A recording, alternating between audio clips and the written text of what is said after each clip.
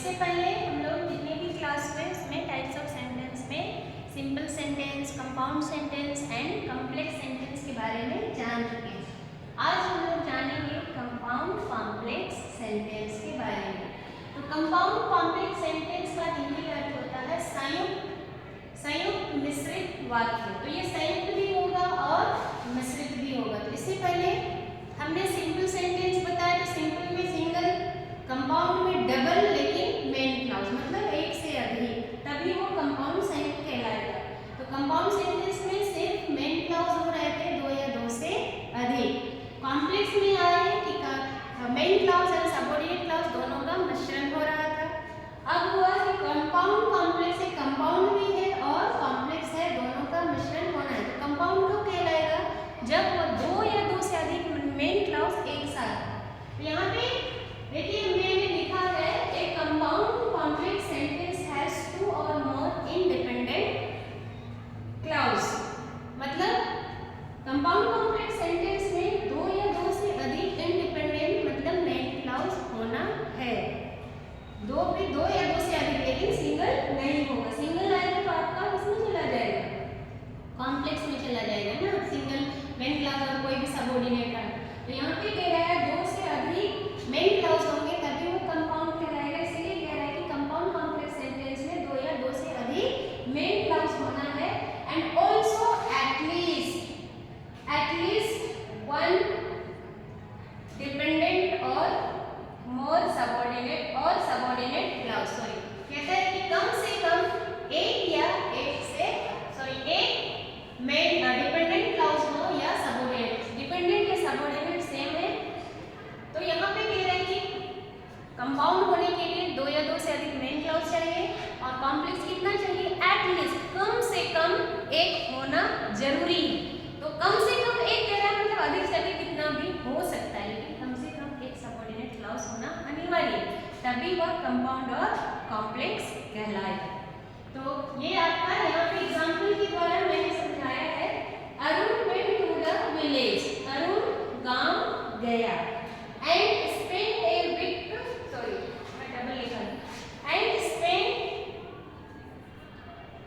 A week with his friends, और एक सप्ताह उन्होंने अपने मित्रों के साथ बिताया।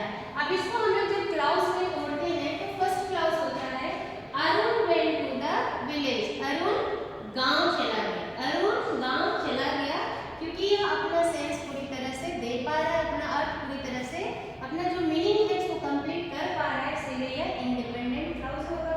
नेक्स्ट कहता है and spend a week with his friends, और एक सप्ताह अपने मित्रों के साथ बिताया।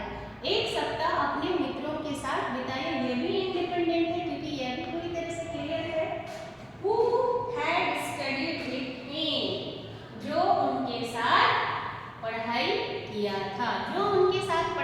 था, यह किसके बारे में क्या बात कर रहा है ये पता चल रहा है, लेकिन किसके बारे में बात कर रहा है ये पता नहीं चल रहा है, इसलिए अपना अर्थ स्पष्ट नहीं कर पा रहा है, इसलिए आपका ये सबऑर्डिनेट क्लॉज हुआ। और ये एग्जांपल आपका किसका है, कंपाउंड कॉम्प्लेक्स सेंटेंस का, क्योंकि यहाँ पे हमें कितना मिल गया, दो इंडिपेंडेंट क्लॉज मिल गया और कम से कम एक सबऑर्डिनेट मिल गया, इसलिए ये दोनों मिलकर कंपाउंड है और ये इसमें क्या मिल गया, कॉम्प्लेक्स मिल गया। तो कंपाउंड कॉम्प्लेक्स आपको क्लियर हो चुका होगा। तो एक बार मैं रिवाइज कर देती हूँ कि मैंने स्ट्रक्चर के अनुसार सेंटेंस के चार काइंड्स बताया। पहला था सिंपल सेंटेंस, दूसरा था कंपाउंड सेंटेंस, तीसरा था कॉम्प्लेक्स सेंटेंस एंड चौथा है कंपाउंड कॉम्प्लेक्स सेंटेंस। तो फर्स्ट जो सिंपल सेंटेंस था उसमें सिर्फ एक अकेला मेन क्लॉज होना चाहिए, केवल एक अकेला, तभी वो सिंपल सेंटेंस कहलाएगा। नेक्स्ट था आपका कंपाउंड सेंटेंस, तो कंपाउंड में एक से अधिक मतलब दो या दो से अधिक मेन क्लॉज होंगे तभी वो कंपाउंड कहलाएंगे।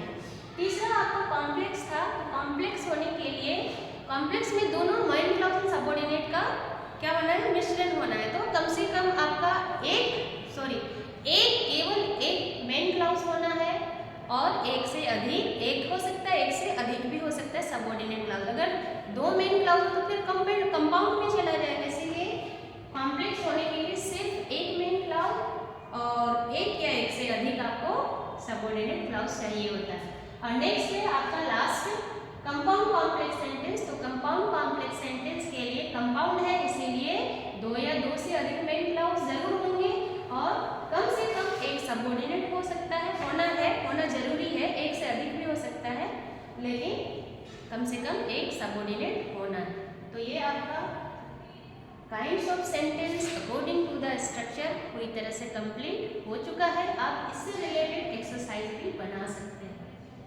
Thank you.